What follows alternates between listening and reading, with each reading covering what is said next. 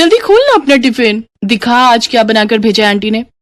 क्या भेजा होगा, शाम को तो सब्जी के नाम पर बस बैंगन ही बचे थे घर में, तो वही बने होंगे और क्या। क्या बैंगन? यार आई लव बैंगन, और वो भी आंटी के हाथों से बने बैंगन तो मेरी जान है जान। तो काव्या अपना टिफिन छोड़कर गरिमा का टिफिन खाने लगी और फिर खाते हुए ही उसने गरिमा से कहा, ऐसी क्या देख रही है, मेरा टिफिन भी खोल जल्दी, पता नहीं सुनीता दीदी ने क्या बनाया होगा आज। काव्या के कहने पर गरिमा ने उसका टिफिन खोला तो उसमें बढ़िया पनीर की सब्जी और उसके अलावा भी काफी कुछ था, जिसे छोड़कर काव्या गरिमा के टिफिन का सादा सा खाना खा रही थी और ये देखकर गरिमा बस मुस्कुरा रही थी। दरअसल काव्या बहुत अमीर घर से थी, जबकि उसकी पक्की दोस्त गरिमा बहुत गरीब घर से थी। दोनों एक ही कॉलेज में पढ़ती थी और बेस्ट फ्रेंड्स थी। गरिमा के पिताजी ने बड़ी मेहनत से पैसे कमाकर गरिमा का एडमिशन इस महंगे कॉलेज में कराया था। उधर काव्या के पिता एक बड़े बिजनेसमैन थे, तो उसे किसी बात की कमी नहीं थी, लेकिन उसे अपनी अमीरी पर बिल्कुल भी घमंड नहीं था और उसकी यही बात गरिमा को सबसे ज्यादा पसंद थी। अच्छा सुन ना, तू शाम को क्या कर रही है? मेरी 2-3 मीटिंग्स हैं यार, अब्रॉड से कुछ क्लाइंट्स आ रहे हैं, तो यही करीब 5-7 करोड़ की डील्स फाइनल करनी है मुझे आज। Any how. बाप रे, इतना सारा काम, तो फिर तू तो रहने ही दे। ए चुप कर और जल्दी बोल क्या करना है शाम को। गोलगप्पे खाने चलेंगे और क्या, तू रेडी रहना, मैं तुझे लेने आऊंगी। नहीं यार इस बार रहने दे। पर क्यों, तेरी तबीयत तो ठीक है ना जो गोलगप्पे खाने के लिए मना कर रही है? अरे वो बात नहीं है, दरअसल इस बार मेरी पूरी पॉकेट मनी खर्च हो गई। हरियाली तीज आ रही है ना, तो मैंने माँ के लिए शॉपिंग कर ली। अगर मैं उनके लिए साड़ी नहीं लेती तो वो खरीदने वाली ही नहीं थी। अरे यार तो गोलगप्पे तो मैं खिलाऊंगी ना, तू क्यों टेंशन ले रही है? वैसे तूने अभी क्या बोला, कौन सा तीज? हरियाली तीज मैडम, जब तेरी शादी हो जाएगी ना तो तुझे भी तीज का त्योहार मनाना पड़ेगा, और पता है अपने उनकी लंबी उम्र के लिए व्रत भी रखना पड़ेगा। ये सही है यार, पति की लंबी उम्र के लिए हर बार पत्नी बेचारी भूखी रहे। अच्छा तो तू एक काम करना, अपने पति को भी अपने साथ भूखा रखना, ठीक है? गरिमा की इस बात पर दोनों खूब हंसे। गरिमा बहुत मजाकिया थी और काव्या को उसकी बातें बहुत अच्छी लगती थी, लेकिन फिर गरिमा की हंसी को किसी की नजर लग गई। एक हादसे में गरिमा के पिता रमाकांत का देहांत हो गया और इस हादसे के बाद से गरिमा बहुत गुमसुम और शांत रहने लगी। काव्या उसका दिल बहलाने की बहुत कोशिश करती, लेकिन गरिमा अपने पापा के चले जाने के दुख से बाहर ही नहीं निकल पा रही थी। कुछ दिनों के बाद गरिमा ने कॉलेज आना भी बंद कर दिया। काव्या को उसकी चिंता हुई तो वो सीधा उसके घर पहुंची और फिर, गरिमा कैसी है तू? काव्या आजा बैठना। मैंने पूछा कैसी है तू? अच्छी हूँ। लग तो नहीं रही। और सुन, तू कॉलेज क्यों नहीं आ रही? यार पिछले सेमेस्टर की फीस तो पापा ने भर दी थी, पर इस बार की फीस अरेंज नहीं हो पाई, तो बस इसीलिए। तो तूने मुझसे क्यों नहीं कहा, पागल कहीं की, ऐसे आधे में छोड़ देगी क्या पढ़ाई? रुक, मैं अभी अपने पापा से बात करती हूँ। रुक तो सही 1 मिनट। देख ऐसे अच्छा नहीं लगेगा, उन्हें लगेगा कि पैसे मुझे चाहिए और मांग तू रही है। अब ऐसा करते हैं, मैं कल तेरे घर आती हूँ और अंकल से खुद ही बात करूंगी। मैं बस कुछ समय के लिए उधार पैसे लूंगी उनसे और फिर जैसे इंतजाम हो जाएगा वापस कर दूंगी। अरे यार तू इतना मत सोच और मुझे कॉल करने दे। नहीं काव्या, मैं जैसा बोल रही हूँ वैसा ही करते हैं, वरना मैं तेरी मदद नहीं लूंगी। गरिमा की बात सुनकर काव्या चुप रह गई और फिर वो कुछ देर उसके साथ बैठकर वापस अपने घर चली गई। लेकिन फिर अगले दिन कॉलेज में सारा दिन काव्या गरिमा का इंतजार करती रही, पर वो नहीं आई। तो वो फिर से गरिमा के घर गई, लेकिन वहाँ घर के दरवाजे पर ताला लगा देखकर वो हैरान रह गई। उसने गरिमा को आवाज लगाई, जिसे सुनकर पड़ोस के घर से एक औरत बाहर आई। तुम काव्या हो क्या? हाँ आंटी मैं काव्या हूँ। वो गरिमा कहाँ गई और ये उसके घर पर ताला क्यों लगा है? उसका घर नहीं बेटी, वो बेचारे तो यहाँ किराए पर रहते थे, मकान मालिक को किराया नहीं दे पाए तो मजबूरन घर खाली करना पड़ा। अरे पर वो लोग गए कहाँ?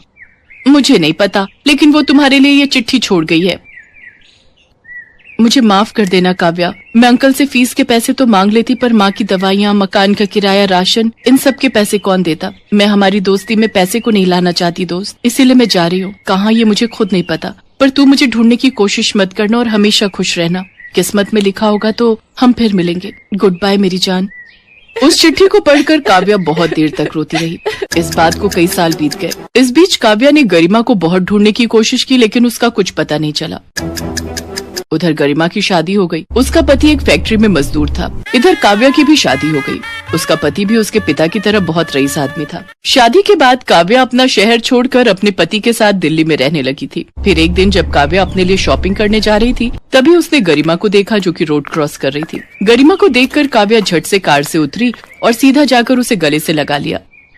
कहाँ नहीं ढूंढा तुझे, और तू आज जाकर मिली। कब्बू मेरी जान, बीते कुछ साल बहुत कठिन थे मेरे लिए। पहले पापा चले गए और फिर कुछ महीनों के बाद मेरी शादी कराकर मम्मी भी चल बसी।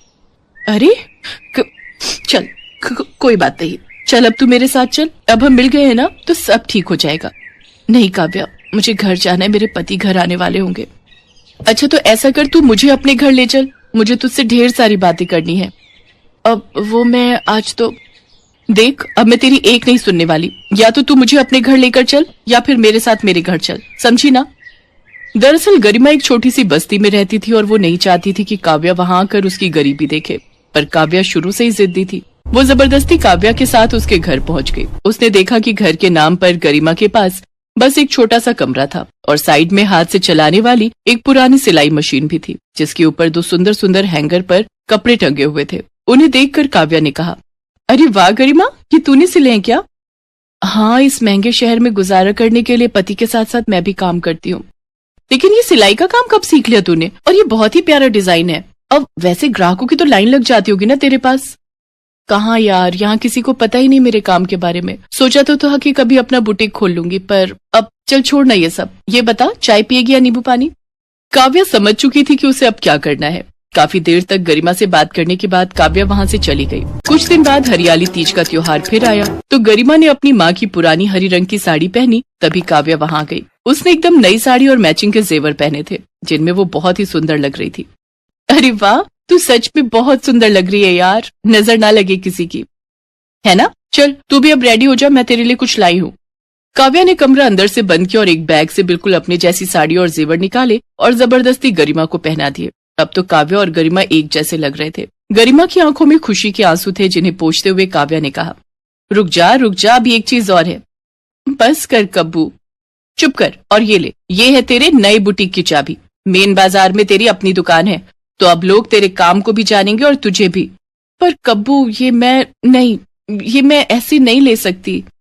ऐसे ही कौन दे रहा है तुझे? तू पहले खूब पैसे कमा, और जब लगे कि तेरी 2-3 मीटिंग्स अरेंज हो गई हैं, अब्रॉड से 4-5 क्लाइंट्स आ गए हैं और शाम तक तुझे 5-7 करोड़ की डील्स करनी है एनी हाउ, तो वापस कर दियो मेरे पैसे, ठीक है। काव्या की बात सुनकर गरिमा जोर जोर से रोने लगती है, लेकिन इस बार वो गरिमा से वो चाबी लेकर उसका मान भी रख लेती है और अपने बेहतर भविष्य की तरफ बढ़ने को तैयार भी हो जाती है।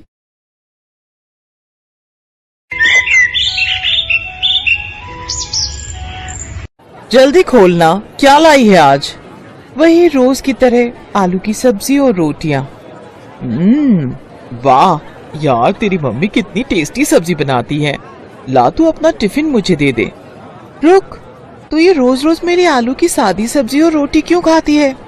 क्यों खाती हूँ का क्या मतलब? मुझे टेस्टी लगती है। ले, तू मेरा टिफिन खा ले। अच्छा, क्या लाई है आज तू? मुझे नहीं पता, खुद खोल के देख ले। अरे वाह, पनीर के पराठे। आना, दोनों मिलके खाते हैं। तू खा यार, मैंने तो परसों ही खाए थे। मैं तो तेरा ही टिफिन खाऊंगी। ये कहानी है इन्हीं 2 सहेलियों की, गरिमा और अंकिता।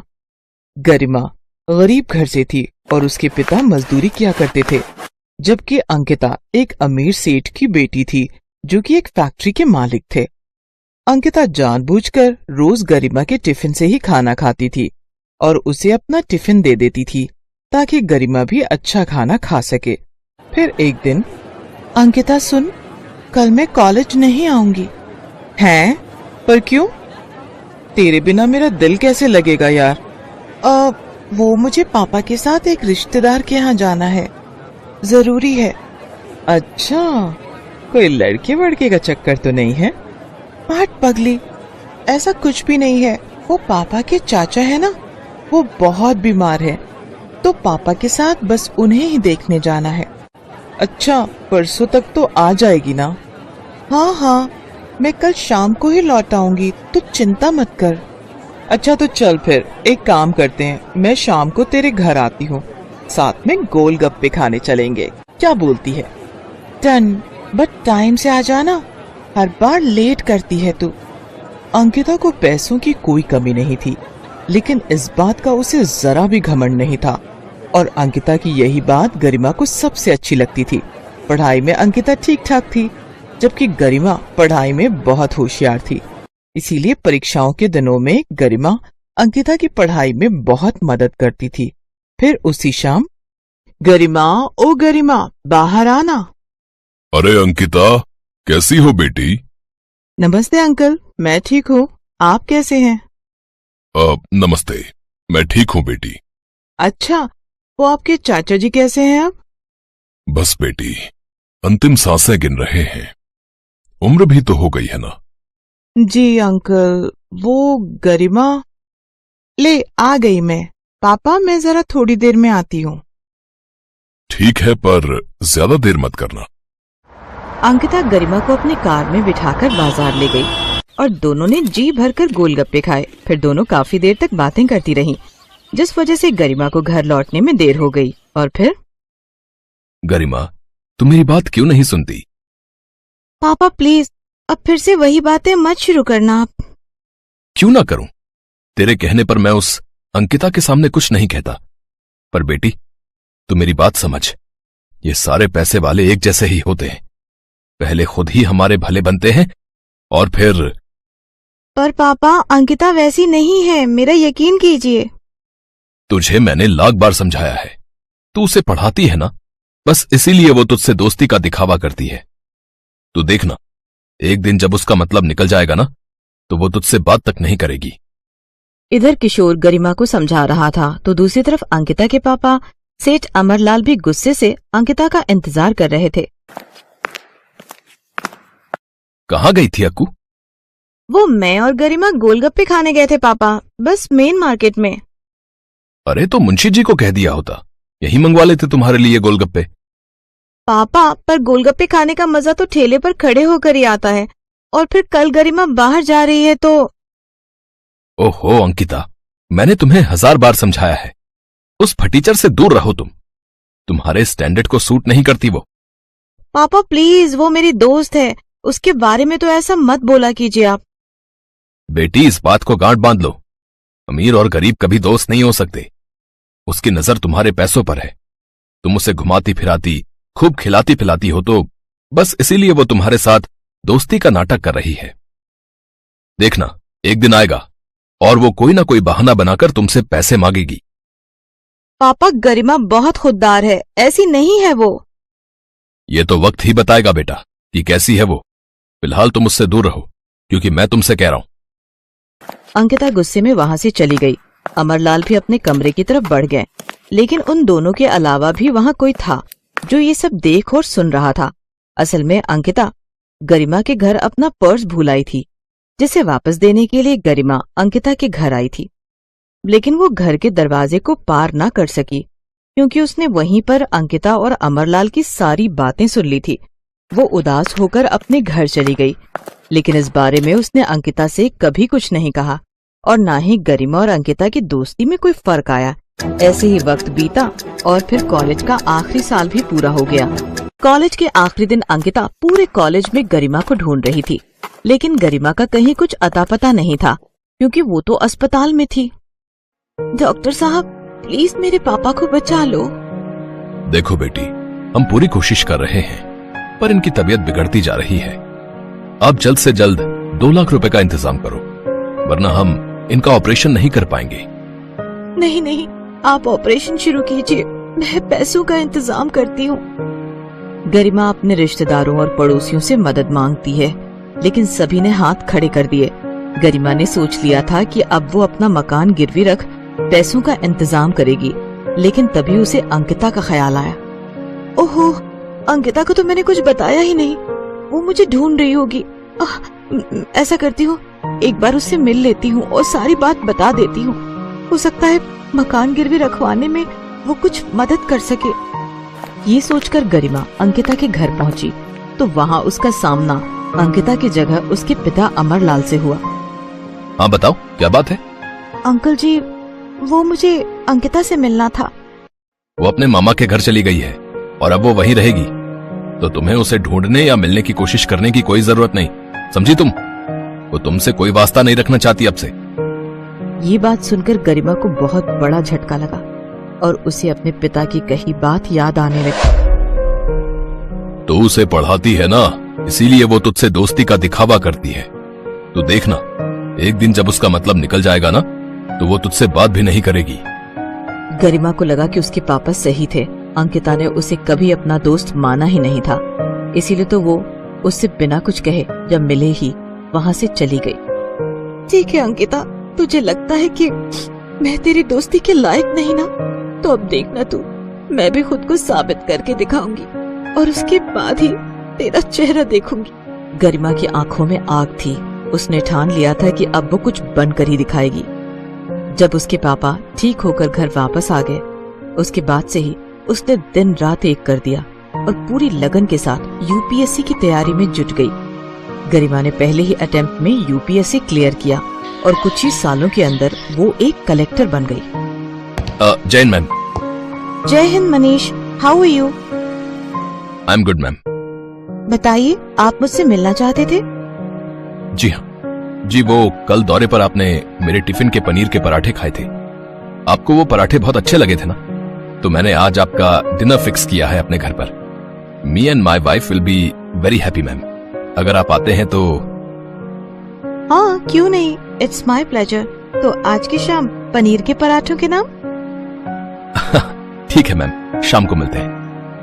लाल बत्ती लगी गाड़ी से गरिमा एसपी मनीष के घर पहुंची। मनीष ने उसे गेट पर रिसीव किया और फिर मनीष ने गरिमा से कहा, ma'am, meet my dear wife Ankita. पूरे 5 सालों के बाद अंकिता और गरिमा एक दूसरे के सामने खड़े थे। दोनों एक दूसरे को देखकर हैरान थे। तभी गरिमा ने मनीष से कहा, sorry Manish, I have to go, मुझे कुछ जरूरी काम याद आ गया, बहुत अर्जेंट है। मनीष कुछ कह पाता उससे पहले ही गरिमा तेज कदमों से चलते हुए अपनी गाड़ी में बैठ गई। वो गुस्से से लाल थी, तो दूसरी तरफ अंकिता वहीं दरवाजे पर खड़ी खड़ी रोने लगी। इस बात को कई दिन बीत गए। फिर एक दिन जब किसी जगह दंगे की स्थिति पैदा हो गई थी, तो मनीष वहाँ सिचुएशन को कंट्रोल करने में लगा था। लेकिन तभी एक दंगाई ने मनीष पर एक हथियार से हमला कर दिया। मनीष को फौरन अस्पताल में भर्ती कराया गया और इत्तेफाक ये था कि वो अस्पताल उसी ठीक इलाके में था जहाँ कभी गरिमा और अंकिता रहा करते थे। मनीष के घायल होने की खबर सुनते ही गरिमा और अंकिता फौरन अस्पताल पहुंचे, पर पहले अंकिता अस्पताल पहुंची। डॉक्टर साहब, प्लीज प्लीज मेरे पति को बचा लीजिए। देखिए वो एक मिनट बेटा, आपको मैंने पहले कहीं देखा है। आप तो वही हो ना जिसने उस दिन उस गरीब की मदद की थी? हाँ अंकिता, यही है ना आपका नाम? हाँ जी सर, पर आपने वो बात किसी को बताई तो नहीं ना? नहीं बेटी, पर तुम्हारी दोस्त आई थी बाद में, उसके हाथ में पैसे थे। सुना है अपने पिता को बचाने के लिए उसने अपना घर गिरवी रखा था, पर तुम्हारी मदद की वजह से उसका घर बिकने से बच गया। मैंने उसे नहीं बताया कि उसके पिता के ऑपरेशन के लिए सारे पैसे तुमने दिए थे। नहीं सर, वो मेरे पापा के पैसे थे।